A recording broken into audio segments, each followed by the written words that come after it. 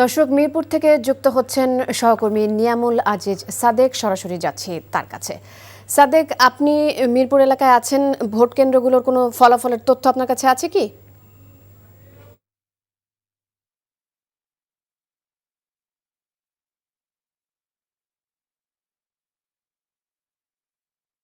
আপনি এইখানে তাসলিমা,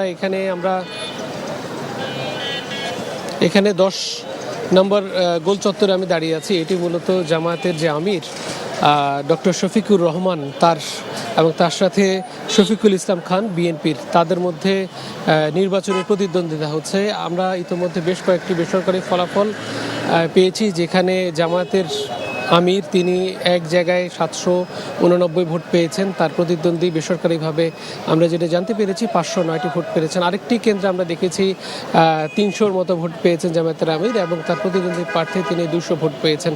তো এই ফলাফলগুলো আসতে শুরু করেছে। কিছুক্ষণ আগে তিনি গণমাধ্যমকে বেশ কিছু তথ্য জানিয়েছেন। তিনি বলেছেন এই যে ফলাফল আসতে শুরু করেছে সেটি যদি কোনো ধরনের বাধা বিঘ্ন না ঘটে, যদি কোনো ধরনের ইঞ্জিনিয়ারিং না হয়, সেক্ষেত্রে তারা বিপুলভাবে বিজয় হওয়ার ব্যাপারে তিনি আশাবাদ ব্যক্ত করেছেন। তবে তিনি বলেছেন তাদেরকে অবশ্যই অপেক্ষা করতে হবে, মধ্যরাত কিংবা তারপরে গভীর রাত পর্যন্ত অপেক্ষা করতে হবে। এই জায়গাগুলো তো মাত্র কয়েকটি কেন্দ্র, প্রত্যেকটি জায়গায় ফলাফল আসতে শুরু করেছে। সেটি যদি একটি পূর্ণাঙ্গ জায়গায় যেতে হয় বা একটি আকৃতিতে যেতে হয়, সেটি কিন্তু মধ্যরাত পর্যন্ত যেতে হবে। কারণ আপনি নিশ্চয়ই জানেন যে 186, কোনো কোনো জায়গায় 200-র উপর কেন্দ্র রয়েছে, এবং এই কেন্দ্রগুলোর যখন অধিকাংশ কেন্দ্রই ফলাফল গণনা হবে এবং সেগুলো চলে আসবে, সেই জায়গাতেই আসলে ফলাফল নির্ধারিত হবে যে কারা এগিয়ে আছে আর কারা পিছিয়ে আছে। এই বিষয়গুলো তখনই নির্ধারিত হবে। তিনি আরও বেশ কিছু কথা বলেছেন। তিনি বলেছেন যদি সরকার গঠন করার সুযোগ পান, সেক্ষেত্রে তিনি কি কাজ করবেন সেটি তিনি আমাদেরকে, গণমাধ্যমকে জানিয়েছেন। এবং সেটি বলেছেন তিনি যে কথাটি বারবারই বলে থাকেন যে ইনসাফ এবং ন্যায়ভিত্তিক একটি রাষ্ট্র তিনি গঠন করতে চান, যেখানে তার বিরোধী মত যারা থাকবে তাদের কোনোভাবে দমন করা হবে না, তার প্রতিদ্বন্দ্বী যারা থাকবে তাদের উপর কোনো ধরনের চড়া হওয়া হবে না। এই ধরনের কথাগুলো তিনি বারবারই উচ্চারণ করছিলেন। তবে তিনি তার সমর্থক এবং অন্যান্য যারা রয়েছে তাদের সবাইকে বলেছেন যে ফলাফল আসলে শেষ না হওয়া পর্যন্ত যেন বাড়ি ফিরে না যায়, এবং এই সময়টাতে যেন তারা ধৈর্য ধরে তাদের ফলাফলটি নিয়ে আসতে পারে, এই ধরনের একটি খবর তিনি জানিয়েছেন। তো তাসলিমা, এই ছিল সর্বশেষ অবস্থা এই ঢাকা 15 আসনে। ধন্যবাদ জানাচ্ছি আপনাকে। দর্শক, আগারগাঁওয়ের নির্বাচন ভবনে আছেন সহকর্মী স্পেশাল করেসপন্ডেন্ট হাসান জাবেদ। যুক্ত হচ্ছে তার সাথে। জাবেদ, আগারগাঁও নির্বাচন ভবনে আছেন আপনি, ফলাফলের কোনো তথ্য আপনার কাছে থাকলে আমরা জানতে চাই।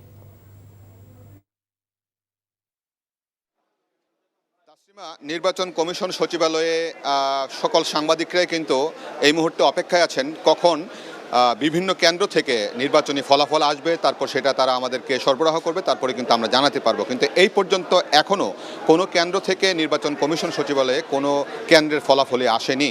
তবে যেটা আমরা জানতে পেরেছি, নির্বাচন কমিশনের সচিব তিনি কিছুক্ষণ আগে কথা বলেছেন সাংবাদিকদের সাথে, এবং তার কথার প্রেক্ষিতে যেটা ধারণা করা যাচ্ছে 9টার পরই হয়তোবা প্রথম সংবাদ সম্মেলন বা আমাদেরকে অবহিত করা হবে বিভিন্ন কেন্দ্রের যদি তারা ফলাফল পায়। এর আগে হয়তো পাওয়াটা খুব টাফ হয়ে যাবে।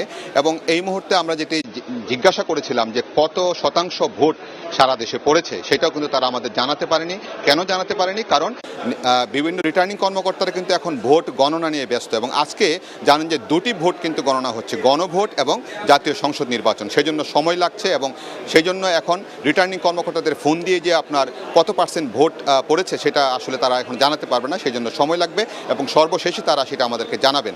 তবে এইখানে আমরা দেখেছি যে নির্বাচনী ফলাফল গ্রহণ করার জন্য বিভিন্ন রাজনৈতিক দলের শীর্ষ নেতারা কিন্তু এখানে উপস্থিত আছেন। আমরা দেখেছি যে বিএনপির দুদু, তারপরে হচ্ছে আপনার সোহেল, তেনারা উপস্থিত আছেন, এবং এনসিপির যে নির্বাচন পরিচালনা কমিটির যে মুখ্য সমন্বয়ক এনসিপি নেতা আসিফ মাহমুদ সজীব ভুঁইয়া, তারা উপস্থিত আছেন, এবং তারাও কিন্তু অপেক্ষায় আছেন তাদের দলের পক্ষে নির্বাচনী ফলাফলটা নেওয়ার জন্য। এবং নির্বাচন কমিশন সচিব কিন্তু তাদের সাথেও এসে কথা বলেছেন, মত বিনিময় করেছেন, এবং জিজ্ঞাসাবাদ আলাপ আলোচনা করেছেন।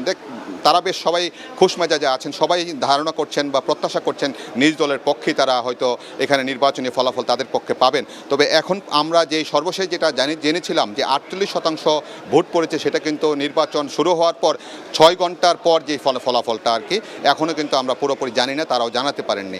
এবং নির্বাচন কেন্দ্রে আমরা সবাই অপেক্ষায় আছি আসলে এই যে বহুল প্রতীক্ষিত নির্বাচন, সকলের যে অংশগ্রহণ, একটা অবাধ সুষ্ঠু নিরপেক্ষ। আজকে কিন্তু নির্বাচনটি খুব উৎসবমুখর পরিবেশে হয়েছে। নির্বাচন কমিশনের সচিবও কিন্তু বলেছেন যে 2-1টি বিচ্ছিন্ন ঘটনা ঘটেছে। এটা আসলে এতগুলি হাজার হাজার কেন্দ্রের মধ্যে 2-4টি কেন্দ্রে 10টি কেন্দ্রে হতেই পারে, এটা কোনো বড় ধরনের ঘটনা নয়, কিন্তু কোনো প্রাণহানির ঘটনাও ঘটেনি, এটা একটি স্বস্তি। তো এখন আমরা অপেক্ষায় আছি কখন নির্বাচন কমিশন সচিবালয় থেকে আমাদেরকে নির্বাচনী ফলাফল দেওয়া হবে। তাসরিমা। হোয়াইট প্লাস প্রো সেনসিটিভ স্কয়ারের মাঠের বাইরেও তো আমরা এভাবে দেশপ্রেম দেখাতে পারি।